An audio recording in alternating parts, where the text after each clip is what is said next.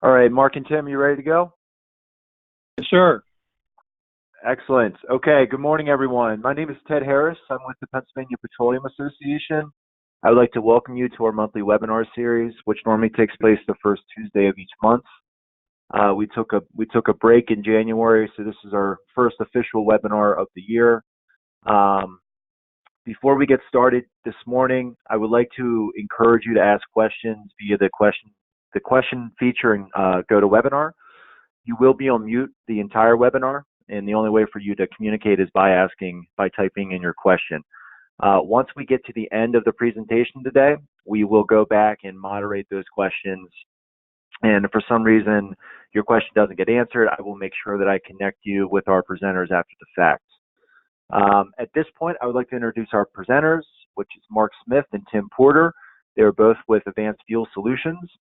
And the topic that they'll be covering today is cold temperature handling and operability of heating oil and diesel fuel. And Mark and Tim, I'll pass it off to you guys at this point. Thank you. Great. Thank you, Tim. And good morning, everybody. Thanks for joining us for the cold temperature handling and operability of heating oil and diesel fuel.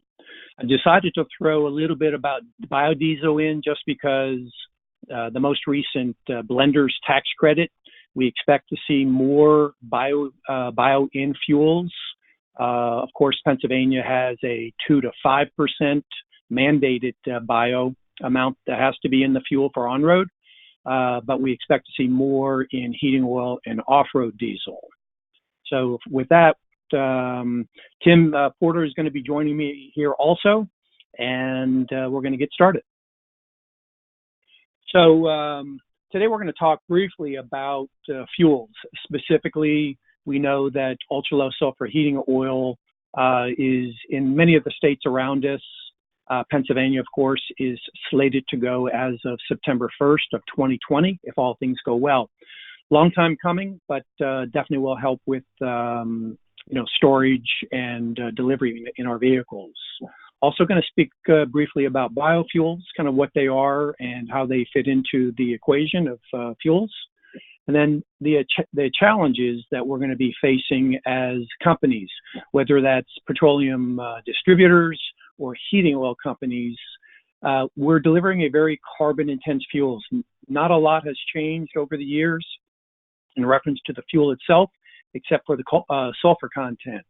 So we're going to be talking briefly about TCI, which is the Transportation and Climate Initiative, RGGI, Regional Greenhouse Gas Initiative, and then the U.S. Climate Alliance.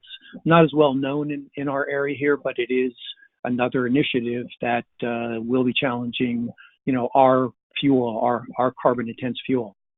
Then getting into cold flow 101, just definitions. What is a cloud point, pour point, cold filter plug point, CFPP, and these are some of the acronyms for it. Cold flow improvers, how do they work? Also, biodiesel. How can you, if biodiesel blends are going to be showing up in your fuels, 2%, 5%, whatever the amount is, and higher blends, how to prepare for those colder temps. Obviously, this year has been very warm. I think yesterday was 56 degrees in Delaware, where I'm speaking from. And I know up in PA was probably slightly less than that, but not much. So, but we have to treat and we have to prepare for worst case scenario, not, hey, it's a warm winter, no, or it's a very, very cold winter like we've seen in the past. Also going to talk about kerosene, whereas kerosene was kind of the go-to cold flow improver in the past as compared to today's kerosene. I'm going to show you some data on that. Also then getting into some of the challenges that we see with outside oil tanks, diesel fuel gelling, line freeze, and then talking about some storage and tank housekeeping tips, ultimately finishing up with some information on a product, very contemporary product that shows up in cold flow improvers, which is wax anti-settling agent. So let's start off with the fuels, where we come from and where we're going. So back in 2006, 2007, ultra-low sulfur diesel, that was on-road fuel, was required by the EPA to contain 15 parts per million heating oil. So that was ultra-low sulfur diesel. It really wasn't until 2011, 2012 where New York, New York City, Philadelphia, these are cities that actually mandated that their fuel had to be at 15 parts per million. And as you can see, 2014, 2016, even 2018, most of our neighboring states went to 15 parts per million. Ultra low sulfur heating oil is also known as 15 parts per million. Again, it's going to, Pennsylvania is expected to require the 15 parts per million ultra low sulfur heating oil as of September 1st. And I think based on what Ted said in a previous briefing, looks like that's a pretty good chance of that happening. So we know that ultra low sulfur heating oil, 15 parts per million, is a lot better fuel in reference to it's a cleaner burning fuel. We've seen that at our heat exchangers. Again, this is going to be brief. I wanted to talk about it though because it's important, because there's some additional challenges that based on the refining process of the fuels today, the fuels that are showing up at the terminal do have some challenges, and we're going to address those. So, but we know that from a vacuuming, when we go and do an annual clean out, it's a lot easier. Less chance of a soot puffback. That was always a concern when I started back in 1989 in the heating oil industry. That was always a concern, of having an insurance claim for something like that. As time goes on, manufacturers, higher pump pressures, we're getting a lot better efficiency out of the equipment that is coming down the line. And then what's nice is that the ultra low sulfur fuel, the heating oil, complements biodiesel blends. There's no interaction, there's no issues with that, and actually improves the performance of that. So let's talk about some of the challenges. Well, sulfur was a lubricity agent, so we have reduced lubricity. Based on the refining process, we're getting a much waxier fuel. From a BTU point of view, hey, BTUs mean heat. They mean power in a diesel engine. But for a cold flow, a waxier fuel causes more issues with outside tanks and cold temperatures. Along with that is a greater affinity for moisture, outside tanks specifically, but it also affects inside tanks. The affinity for moisture comes from the fuel being refined is actually a drier fuel, so that it actually can accept water. Sulfur actually used to stop water from attaching to the molecules, at the molecular level. Those are gone now based on the refining process, and water actually is much more a concern. Water also is a concern in that when you have water, you can have microbes. Without water, without heat, without one of the items that microbes grow on, you're going to have the more propensity to have that. And then also, finally, storage concerns. We used to have soot and sludge and just junk in the tank. A lot of that's going away. We don't see that as much with ultra low sulfur fuels. However, the storage concerns, the stability concerns is that it doesn't last quite as long, in reference to oxidizing the fuel. We'll show some pictures on that. But it also is that the fuel, when it oxidizes, becomes more acidic. I'm actually going to be speaking up at OESP at the Eastern Energy Expo on outside tanks and ultra low sulfur fuels, and we'll get into that. But it specifically has to do with peroxides and gums, varnishes and gums that have been affecting some of our tanks as well as pumps and so on. So moving on, biodiesel. We talked about that. We've got the blender's credit now. It's $1 a gallon based on whoever's blending that fuel. So it's a much more viable product now. It brings it in line with other costs. So, but what is biodiesel? It's specifically, definition-wise, it's a fuel comprised of monoalkyl esters of long-chain fatty acids, which basically come from either vegetable oils or animal fats It's also designated as B100. That's the neat product. So it's 100% biodiesel. So what's the difference between biodiesel and bioheat? Well, bioheat is actually a trade name, actually coined by the National Bio Board. But bioheat actually is a blend of ultra-low sulfur heating oil and a blend of 2 to 20% specifically, and beyond actually. You may be using bioheat right now. You know, when you pick up fuel at a terminal, a loading ticket does not have to disclose anything from 2 to 5% bio in that fuel. So you may have some bio in that fuel and not know it. It does have to, in order to meet a bioheat definition, does have to meet ASTM D396, which is the nomenclature for, you know, heating oil, and it allows up to a 5% biodiesel blend in number 1 and number 2 tools.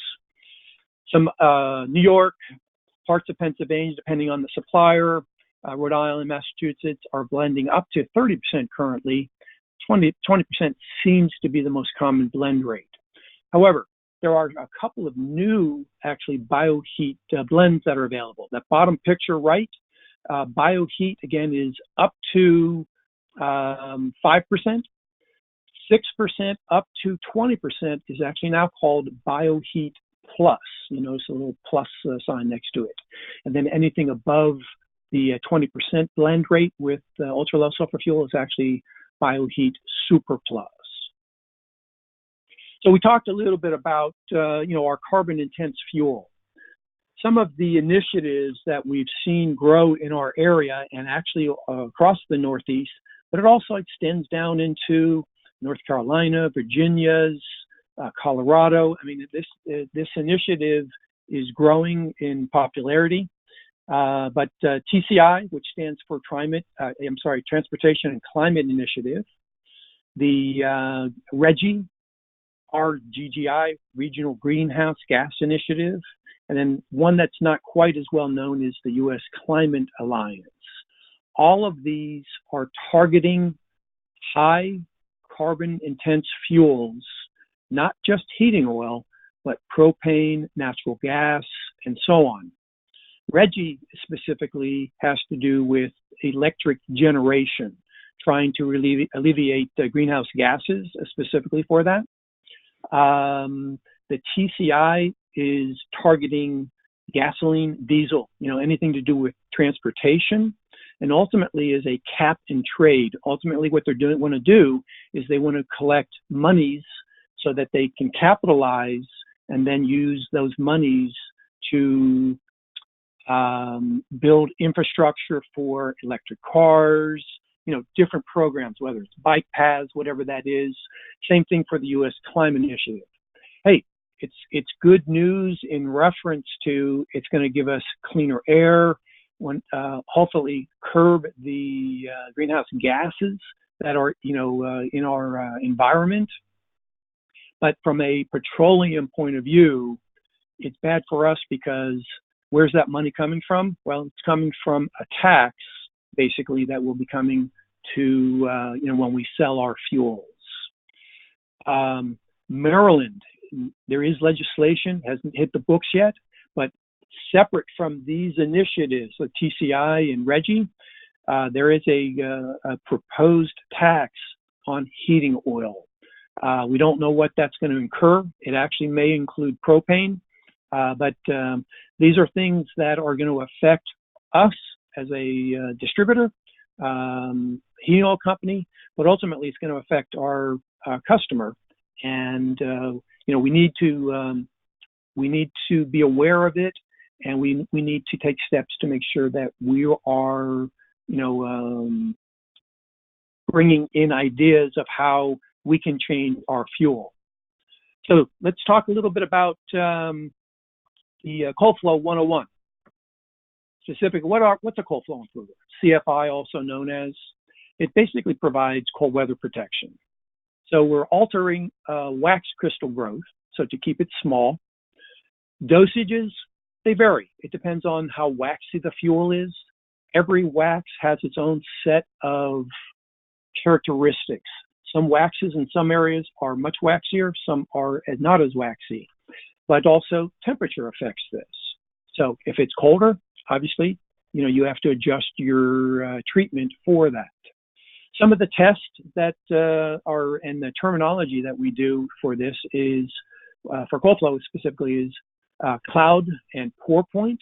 Those are the most common nomenclatures or definitions. Cold filter plug point, CFPP, and or low temperature filterability test. When you are adding a cold flow improver, you need to do that before you get to the point where you've reached the cloud point of the fuel that you have, the base fuel itself. Normally, you treat fuel 10 to 15% above that cloud point of that particular fuel. Over-additizing doesn't make it better. By adding that extra, a pint, quart, whatever, wax modifiers are actually a polymer. Too much of a polymer in a fuel that is already starting to gel will actually cause more problems. So you do need to, treat prior to this.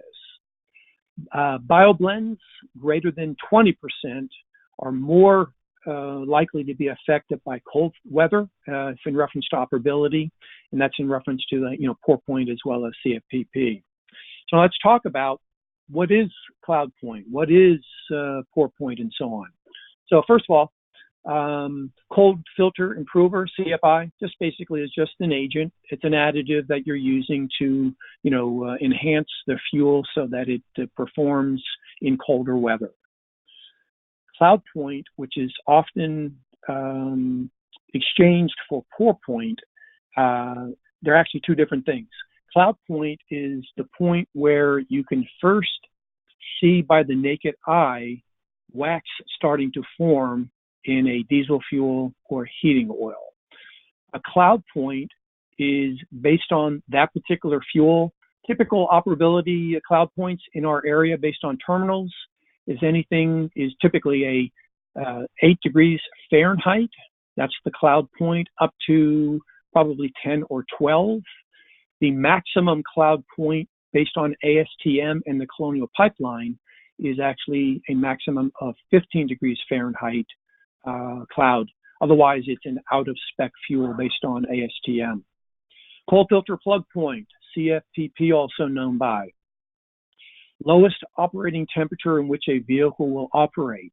If I can't get fuel past that filter in a liquid state, my unit is either not going to run anymore or won't start. So that's the cold filter plug point. Then ultimately, pour point, also known as PP, is the lowest temperature where that fuel is observed to flow. So as an example, if I have a beaker of fuel, I've had it in the freezer for several hours at minus 15 degrees Fahrenheit, and I take it out, turn it to the side, and it doesn't move, or it just is just like real jelly, sludgy looking, that's the pour point specifically. So how does it work? What is the mechanism? So initially, when the temperature starts coming down, let's say it gets down to the cloud point or close to the cloud point. First of all, nuclei, these are not visible to the naked eye. They start to form in the fuel. These are the landing sites for the wax crystals to start to form. As the temperature, again, starts to drop, goes down a little bit further, visible crystals start to form. This is the cloud point. This is when, we can actually start to see the actual, the haziness in the fuel itself. These are actually small wax crystals. As the temperatures continue to drop, these wax crystals, and without a wax modifier, without an additive or a pour point depressant, these wax crystals start to grow and then start to adhere to each other. They actually have plus and minus charges on the wax crystals themselves on the molecular level, and they kind of like attract to each other. So as they continue to grow in kind of a helix type of a pattern. They continue then to grow in size. They start attaching to each other, and then ultimately the larger crystals sticking together form pockets, very similar to a honeycomb. And then this is where fuel, some icing, some water get trapped, and then ultimately this causes fuel gelling when the wax crystals get large enough and then hit the filter media, and then ultimately cause fuel starvation or blinding that filter. So how do the wax modifiers work? The top picture to the left is actually a wax crystal that has grown. You'll notice it's very flat. So if you think of it as in a piece of paper, they're very flat, but they go very long. So, and they get wide. They continue to grow. Then they start attaching to each other. So what a wax modifier does is it keeps the crystals smaller. The polymer I spoke of earlier actually attaches to the landing points on the wax crystals when they're smaller and stops the growth of the crystal. This picture down below is the actual wax crystals that are much smaller.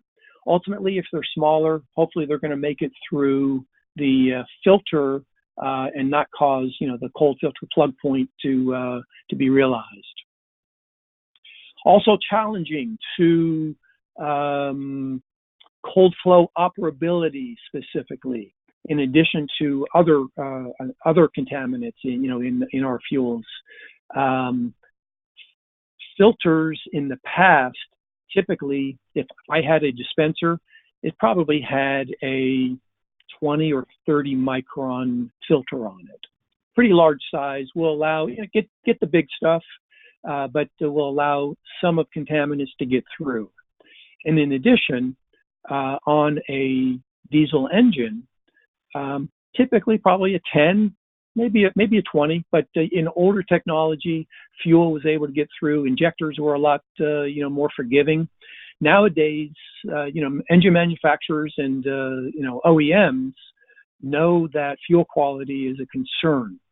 And what they've done in order to combat that is that they've reduced the micron size. So typically, a filter on a dispenser is down to a 10. And a lot of times it's a high efficiency filter, which is blocking, 90% of that contaminant that is a 10 micron or smaller. The secondary filter on a truck, meaning just before the injectors and the pump, are anywhere from 2 to 10, usually a 2 to 5 micron filter size. So what's a micron size? What does that mean? Well, if you look over the pictures to the right, cat allergen is actually a 5 micron particle. Dust particles in a house are 10 microns. The injector tip, those small orifices that spray the fuel across the injector tip, they're actually 1 micron. A lot of them are 1 micron. So you can see how cold temperatures, then wax can overwhelm a filter very, very, very quickly. Add into that, if it was a hydrosorbing filter, what does the water freeze at? 30, 32 degrees Fahrenheit. If you start getting filter icing, it's going to then start blinding that filter. When wax hits, it's going to stick, and then you have issues. So why are we talking about biodiesel blending and pour point? Well, again, if we have bio showing up in our fuels, we know we have it in diesel in the Pennsylvania area, and it's mandated by law, 2 to 5%. It's going to start showing up, we believe, in heating oil. So what this graph shows here is that some of the issues that we have seen in the past or perceived issues is that bio, when it's in fuels, is going to be a real nightmare because it's going to cause the fuel to gel much easier. If you look at the graph up above, this is all in degrees Fahrenheit. The base fuel, if you follow my cursor here, the base fuel pour point of this particular fuel was a minus 0.4 degrees Fahrenheit. So that means that that fuel would gel without a pour point depressant or a cold flow improver. It would gel at -4 basic, or sorry, minus 0.4. The biodiesel pour point, you can see, now this is the B100 specifically, had a 37.4 degrees Fahrenheit. So that's above zero. That's 37.4. You know, we can have a winter day, and if we have B100, we're going to need to have some type of cold flow improver along with that. Notice, though, to the right of this, when you go to a blend of B5, that means 95% base fuel, diesel or heating oil, and 5% bio. Notice that the pour point hasn't changed much. It's basically the exact same as the fuel when it was untreated and had no bio in it at all. B10, B20, B30, you can see that without a cold flow improver, and then even up into the B50s, that pour point really didn't change that much. But some need for concern there, especially with outside tanks. But again, these are blends, the higher blends. What I want to show you here is that this was actually a used cooking oil biodiesel. It did reach, or it did meet BQ 9000 specs, and of course the base fuel also met, the ASTM D396 spec. So obviously, as we get into the higher blends, that's where we're going to have more issues. But the good news is that we've already done the testing for you. Now this is based on this particular fuel. So the upper part of the blending here is that you just saw the base fuel and the pour points of those fuels. If you look down below, over to the left where it says additive blends specifically, this is actually just a cold flow improver that, when it's treated at different treat levels, create different pour points. And again, this is all pour points in degrees Fahrenheit. So if we look at the first one here, which is a 1 to 2,000 treat rate. So if we look right here, that's actually translates to a pint to a 250-gallon fuel tank, or 250 gallons in a fuel tank. You'll notice that the base fuel, the pour point, was actually reduced down to minus 38.2 degrees Fahrenheit. As we move to the right, as we move to the right, you'll see the B5, the B10, B20, and so on. You'll notice that at that treat rate, you still have pretty good results for that. Notice, though, as you get down into the stronger, this would be a quart to a 250 gallons specifically. Notice how it actually treats and the base fuel down to minus 43.6. That's Fahrenheit. That's the pour point. And then as you move right. So what I'm actually pointing out here is that, yes, bios will be, challenging when it goes into fuel tanks. But if you do look at the actual treat rates, with increasing treat rates, you can actually treat a lot of these higher blends. And based on this information right here, it looks to be that the 1 to 1,000 is a good operability. It's kind of been optimized. When you get to 750, also very good. If you look to the right into the B20s, B30s, B40s. And then as you get down to even the 1 to 250s, I mean, these are pretty strong additive blends. You do get, real good results, but you'll notice that you do get hit a wall at one point. But this is knowing your fuel and knowing your additive based on how you should be treating. So I'm going to talk a little bit in that in a bit. Kim? Good morning. Good morning, all. Just wanted to jump in here real quick. Most people out there know that I drove a transport tanker for Carlos Loeffler through the 80s and most of the 90s. And I get asked a lot now, well, what's changed? Why do we have all these issues now? And as Mark alluded to earlier, the number one reason for the change in the fuel is the sulfur content. I can remember, again, back in the 80s and 90s, the only thing we really did for any type of fuel quality was simply a kerosene blend. If they were calling for probably usually anything under 30, 25, 30 degrees Fahrenheit, we cut it with a 10% Caro blend. And obviously, the colder it got, we went to a 20%, 30%. And I remember the PennDOT era of their 70% blends, but you know, the sulfur in the fuel took care of pretty much everything else. So Mark, I'll let you jump back in here and explain this chart. Sure. Yeah, the lubricity of the sulfur helped that. You know, Caro is a much drier, has a great pour point and a lower cloud point. However, today with kerosene having to meet 15 parts per million for on-road, you're getting a waxier Caro also based on the refining process, but they're, you know, the Caro of yesteryear at higher sulfur content is not today's Caro. It still does a good job of diluting, you know, a base fuel, but as you can see from this chart right here, this is again some testing that we've done. You know, we're kind of trying to do the work to you know, let you guys know kind of what to look for when you are looking at your fuels. So the cloud point of this particular fuel was a on-road fuel specifically.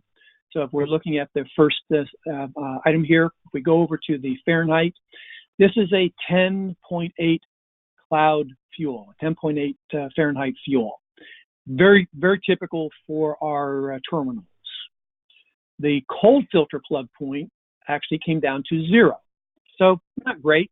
You know, as an industry, we tried to meet at least a minimum of minus 10 degrees Fahrenheit as a CFPP or cold filter plug point. Now notice we starting at a CFPP of 0.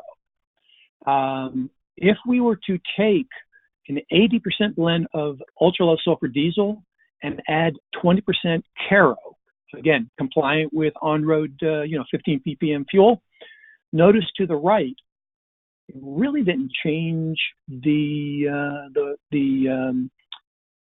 parameter, the actual cold flow characteristic very much.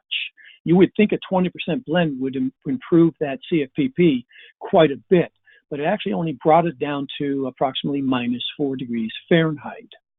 When we went to a 30 and then even 40%, we were able to get down to actually a minus 8 degrees Fahrenheit. Now, that being said, I don't see that as, you know, based on the cost of kerosene, that's not a real good return on the investment, on the money that you're spending on that. A cold flow improver that treats at, you know, points on a dollar or or cents on a dollar, depending on where you're buying your additive. If you look at the CFPP of the WDA 2016, this was an additive that we treated at 1 to 1,000, just optimized for this particular. You'll notice that we were able to, without kerosene, get down to a minus 26 degrees Fahrenheit. If we were then to look at the box below it there, let's say we treat it at the 1 to 1,000 with the additive and then added 20% Caro.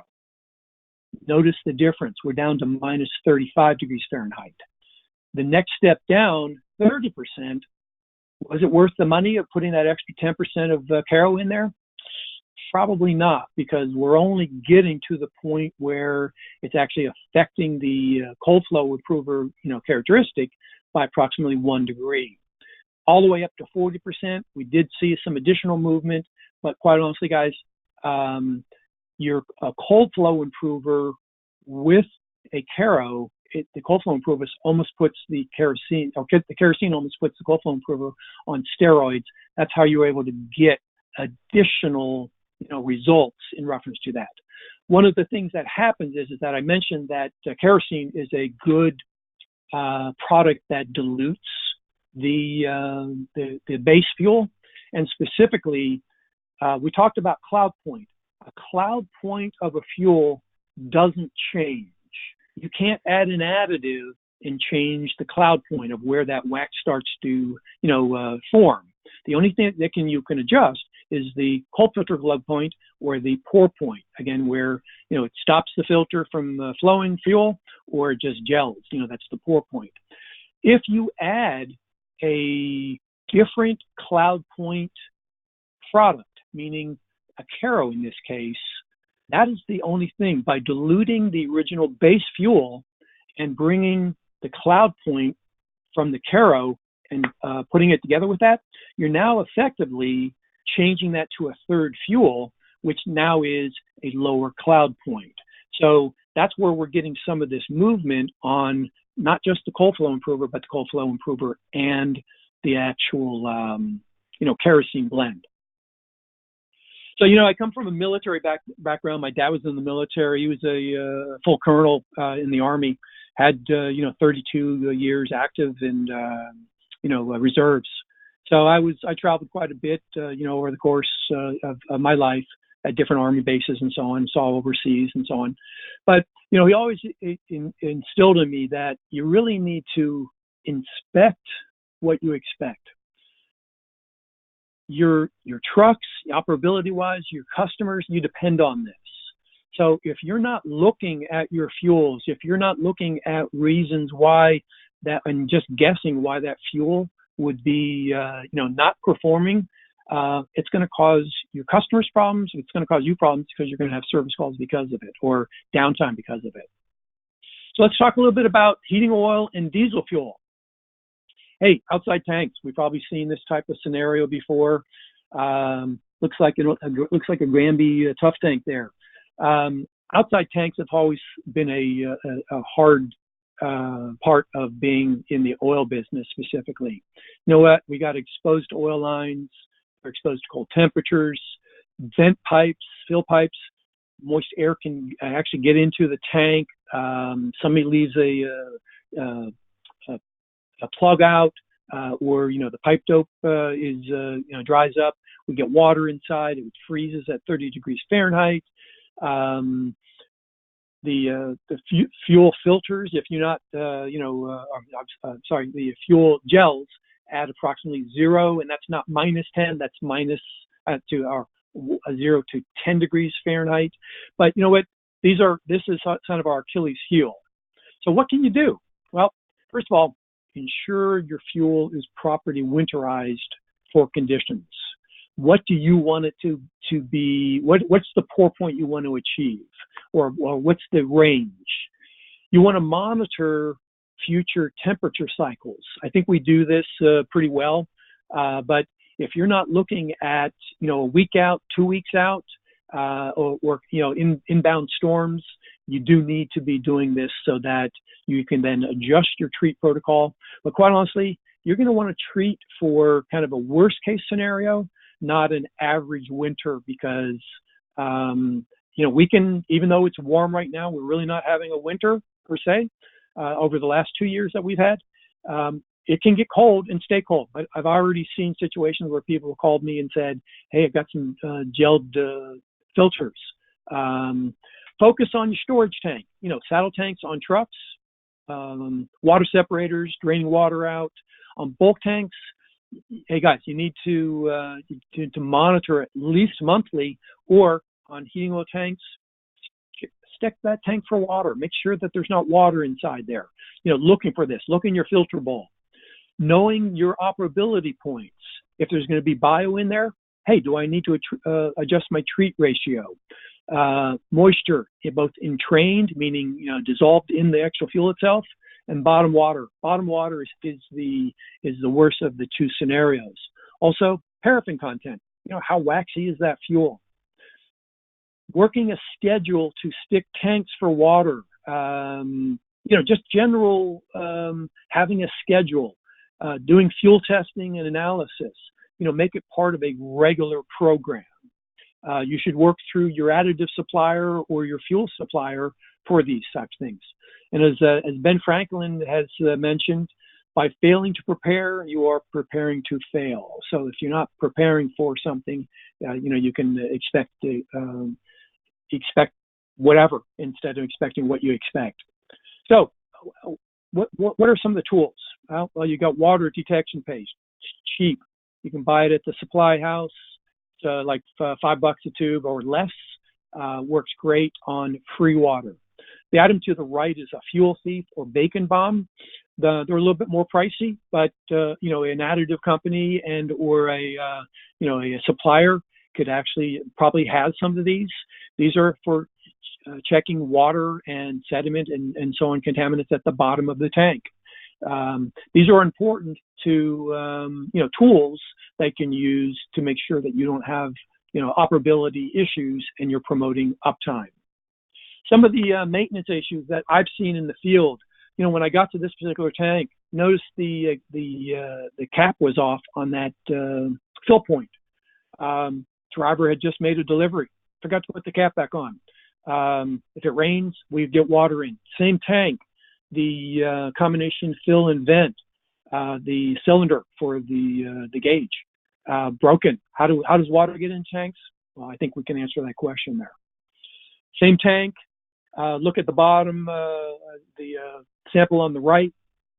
That is actually a bottom sample, taken with a fuel thief. And that anytime it's black like that, that's usually an emulsion of fuel as well as oxidized fuel and water. Probably wouldn't stick for water, so that's why it's important to look for this. The one on the left is actually a mid-tank sample, so you can see where does the tank feed from? Feeds from the bottom typically. So these are things that can get downstream and cause issues for no heats and so on. Same type of idea, flat tank. This was about a 3-4 year old tank. Top feed double line system, and in this case here, the bottom right hand sample. This was actually a bottom sample, as I said, but this is the white emulsion with particulate. This particular is also a water type of condition with fuel on top of it. Where's that water going to go? Nowhere, because it's a top feed tank and it doesn't feed off the bottom. Even inside tanks are subject to this. We've got outside fill and vent, which allows moist warm air to come into tanks. Cooler basement, warmer outside temperatures.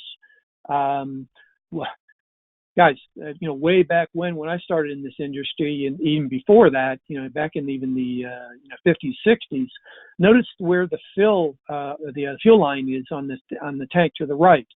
The old thinking was, let's keep the sediment and sludge and so on away from the filter so it doesn't block it up. But where does all of that stuff go? Where does the water stay? Where does the sludge stay?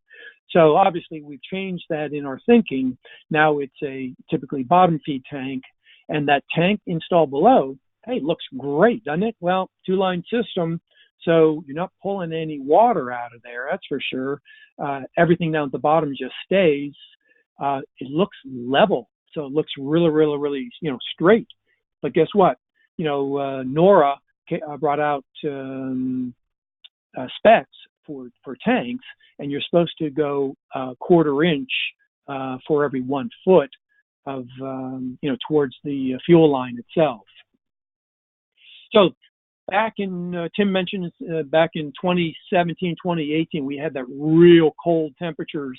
That was right around Christmas and up to the first weeks. We had ambient temperatures of the air that were hovering right around and below the cloud point of the fuel. So basically what happened there? So wax and fuel, the paraffins are called N-paraffin hydrocarbons, and they are typically what they refer to as carbon chains of C8 through C32. The longer chain, the heavier, longer chain hydrocarbons are greater than C20, and then have a melting point of greater than 100 degrees Fahrenheit. This is what we saw. We saw fuels that were in the pipeline, in the terminals, that had much more of these heavier lengths or heavier hydrocarbons, and these were the items, because it got so cold, that's why these actually came out of suspension. Normally, anything below C16, it's soluble in diesel fuel at room temperatures, and with a good cold flow improver, you don't have to worry about it. But if it did go and gel on you, basically if you took it inside into 50, 60, 70 degree temperatures, it would melt. It would go right back into diesel fuel. So the higher, the longer chain hydrocarbons, the heaviers, those were the C20 and higher. It would take a very strong solvent to bring any of the C20 and higher hydrocarbons back into any type of soluble fuel. So if we saw this particular sample, yeah, it's reached its cloud point. It's a little bit cloudy, but there's no wax on the bottom. So we're going to say this is okay. This is good. Well, not so good is that when the actual wax falls out. So ultimately, when we see this type of thing, our trucks are not running, we can't make deliveries to our customers, and we have a situation where we're not running, we're not making money, and obviously increasing our operational costs. This is where a product referred to as Wasa or Wax Anti-Settling Agent comes into play. Basically, what Wasa does is it's a component. It's a product available at the terminal level, at different levels, where it can be purchased in packages. But a good contemporary fuel additive, specifically for cold flow improver, contains this. So, the wax anti-settling agent, what does it do? Well, basically what it does is it takes the modified wax crystal, the smaller wax crystal that the wax modifier, created earlier so that the wax didn't grow. And what it does is it keeps it suspended within that sample of fuel in the fuel tank, the saddle tank, wherever that is. It actually creates plus and minus charges that actually repel the actual wax crystals repel each other and actually stay in suspension. So just as, a plus and a plus would, on an electron level, it actually stays farther apart. And what we've seen is that if we did studies on this, again, this is what we do. Look at the beaker on the left. Top portion, 80% of that fuel, we see a basically clear fuel. This was done at a 10 degrees centigrade above or below the cloud point of this particular fuel. So probably in the vicinity of about minus 13, minus 14 for this for 72 hours. So we saw wax fall out. The beaker on the left was a cold flow improver only, did not have Wasa in it. So it reached the point where it maxed out, it couldn't hold the wax anymore, so the wax fell to the bottom. So that we'll refer to as that bottom 20%. Notice the cloud point and a CFPP of the 80% up. Not a bad CFPP, a minus 13. Better than minus 10, meaning that's our industry goal. But if I was able to take a knife and swipe off the bottom there and actually test this fuel, which we did, notice the cloud point with the amount of wax in that bottom went to a 27 as compared to above it was an 11.7. The CFPP actually went to a 6.8, meaning the cold filter plug point. The similar test on the right, the top half cloud point was a 14.8, similar to the bottom. Notice that the wax you can see the wax, it's reached its cloud point, but notice the CFPP. This is a minus 20 at the top portion, minus 20 at the bottom. This is what the Wasa can do for you in conjunction with wax modifiers. So how does this work? You're unit sitting, it's a Christmas holiday, it's a long weekend. You shut the unit off on a Friday, you come back in on a Tuesday, you expect your truck to start. So the top samples there are overnight, at minus 15 degrees Fahrenheit, 28 hours, 3 days, 7 days. You notice that the wax fell out even with a cold flow improver. It actually didn't have Wasa, but it had a CFI, it had a cold flow improver. The bottom samples, noted that they are hazy. They do have wax. They've reached their cloud point, but notice that you've not received the wax fallout, or if you have, it's very, very small. Basically, the job of a wax modifier, and in this case, a Wasa product, is really the first couple of minutes, the first 10 minutes when you start an engine. If you can get that fuel past the filter without it blinding it, the heat generated with the return fuel coming back to the saddle tank from combustion process, unburned fuel coming back, actually heats up that fuel and then causes the fuel not to be in a waxed state. Tim. Thank you, Mark. I just love this picture, like Mark alluded to earlier, and I'll be real quick. The filter on the left brings back nightmares of that winter of 2017-18, pretty much from Christmas through the whole first week of January. I heard from dozens upon dozens of trucking companies just saying, Tim, not only can we get our trucks to start, we can't even pump fuel into them. Our fuel pumps, we change the filter, we'll pump about 20 to some cases 50 gallons, and the filter looks just like this. That's how fast that wax was building up. And I love the picture, real briefly, the picture on the right. It just brings back so many memories of trudging out through to a T800 Kenworth thinking, A, will this thing start? And B, once I get it started, am I even gonna move? I just love these two pictures. Actually, I hate the one on the left because it brings back nightmares, but the one on the right brings back some fond memories. But go ahead, Mark. Yeah, so we're running a little bit long on time here, guys. I'm going to skip a couple of slides. I want to go right to, so what can you do? Well, basically, to be prepared for winter cold flow issues is that you need to concentrate on housekeeping. Make it a priority. Removing water from tanks, whether that's a saddle tank, draining water separators on a truck, checking outside tanks and heating oil. You need to do a little bit more maintenance in reference to your customers' tanks to do that. Ensure that you're protecting through a treatment program, whether you buy your additive through a company like AFS or whoever, or through your supplier at the terminal level. Make sure you're hitting that pour point, that CFPP that you want for your customers. Be proactive. Don't treat after you have the issue. Don't wait for the cold to hit. You need to set a date and say, hey, I'm treating from this date forward. Consider doing a wax anti-settling agent that has not just wax anti-settling agents, but it has wax crystal modifiers.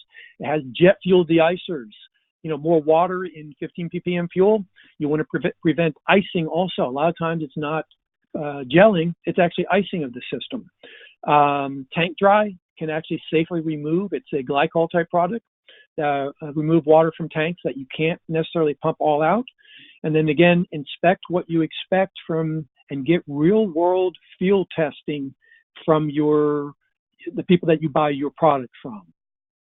With that, I'd like to thank you for, in reference to Tim and I, we appreciate your time. I hope you found this worth your time investment. Ted? Yeah, we did have one question, which I will read off to you guys right now.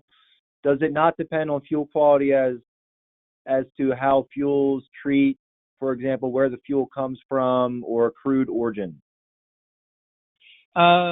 Typically, waterborne, meaning ship fuels that come in by ships, are typically a little bit harder treat,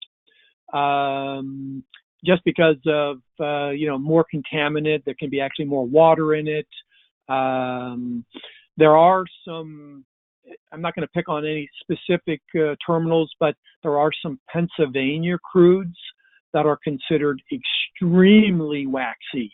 Great for BTUs, great for diesel, BTUs for power, high cetane, but are very, very difficult to treat. Typically an additive supplier is going to try to optimize their particular additive treatment rates as well as their components that they're adding to it based on field research, talking to customers, and then individual conversations with customers like, what are you trying to achieve? What do we need to do here? Adding in, housekeeping as well as fuel testing, which, are typically supplied by a company like AFS that help you, meet those needs.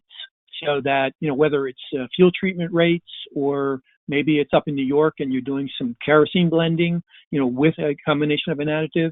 But there are some fuels that are harder to treat. We've even seen in the last weeks here in the Pennsylvania market, cloud points anywhere from 12 to 14 degrees Fahrenheit. These are pretty high. If we would have actually had some cold weather here, we would have seen a lot more of the issues of gelling, whereas it's been so warm, we have not seen that. I hope that answered your question. If not, I'm always happy to take phone calls. Excellent. It was more of a general question, but will the slides be available? If you attended this webinar, you will get a notification tomorrow at 9 o'clock. Thank you for attending, as well as with a link to replay this. I will offline connect with Tim and Mark to get the PDF of their presentation to see if they're willing to share that. And if you would like a copy of the actual PDF, please reach out to me, and I will share that with you if I can get it from Mark. So with that being said, that's the only thing that I'm seeing come in here. And Mark and Tim, I appreciate your time, and thank you everyone for joining us this morning. Yes, thank you. Thank you so much. Thank you all, and thank you, Ted. Thank you, Excellent. Ted. Have a good day. Take care.